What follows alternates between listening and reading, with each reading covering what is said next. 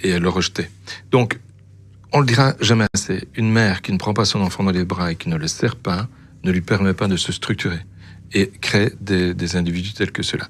Maintenant, attention, tous ceux qui n'ont pas été serrés par leur mère ou qui n'ont pas été aimés par leur mère ne deviennent pas nécessairement psychopathes. Ouais, mais ça aide. Oui, ça aide. Et alors, on a découvert il n'y a pas très longtemps que les psychopathes, mais voilà, attention, je le fournis comme étant un renseignement entre guillemets, attention, on est en médecine et tout ça peut encore être contredit, mais il semblerait qu'il y ait chez eux un petit problème génétique. C'est-à-dire qu'il y a un gène qui n'est pas codé en quantité suffisante, c'est un récepteur de la sérotonine.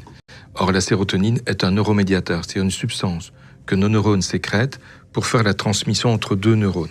Tu vois ? La sérotonine, c'est le neuromédiateur qu'on a appelé le neuromédiateur du plaisir. C'est-à-dire celui qui fait que l'on est de bonne humeur. Voilà. Ceux qui ont une déficience en sérotonine, effectivement, ont des troubles de type dépressif. Donc, la sérotonine a certainement une action sur l'humeur.